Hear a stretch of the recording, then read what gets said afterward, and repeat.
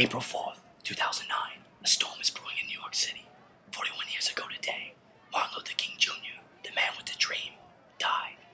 Various leftist groups, communists, unionists, gypsies, and zoologists have gathered a march down to Wall Street, declaring hostility to poverty, racism, war, U.S. hegemony, phallocentrism, and Obama's economic stimulus package.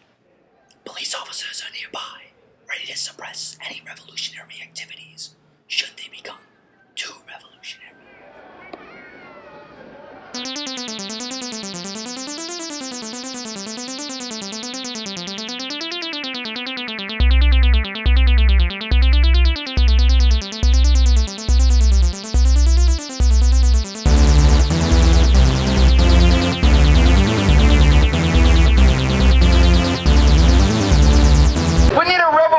Solution.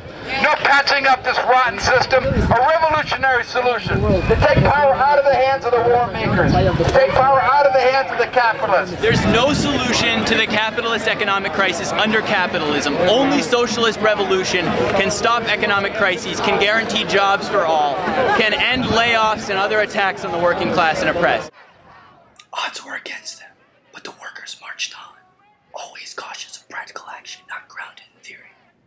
And theory, not materialized in practical action. Though not all unified by ideology, the marchers formed a spiritual bond, not unlike that of a religious procession. However, rumors arose that fascist spies, funded by Republican oil bankers, were amongst the crowd. Not even those most loyal to the party could afford to be unwatched. The bourgeoisie lurked around every corner. Ghost of aristocracy loomed in everyone's consciousness.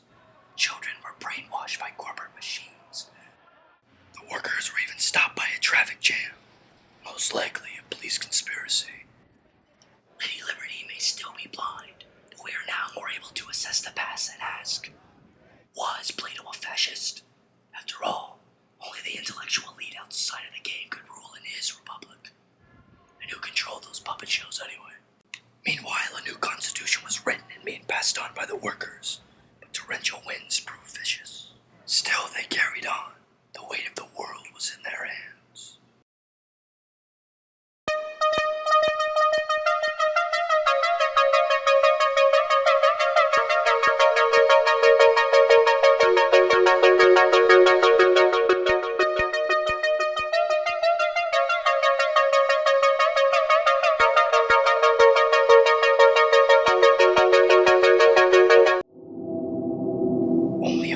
Away from Wall Street and the end of the journey, an overwhelming pessimism set in. God seemed farther than ever.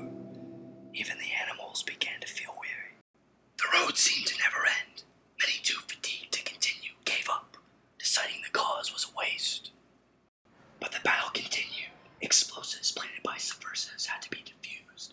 A barricade erected by officers had to be penetrated. But the workers raged on. Nosferatu himself even flew in and assisted. He was angry that capitalists were sucking the life out of people before he had a chance to. Wombs were united. Brothers of all different backgrounds joined forces, and victory was had. Shortly after, a call of feast was held, but people soon dispersed, returning to their comfortable world of MP3 players and caramel lattes, leaving some to question the legitimacy of the whole affair. One man in particular with a stature not unlike that of Cezanne's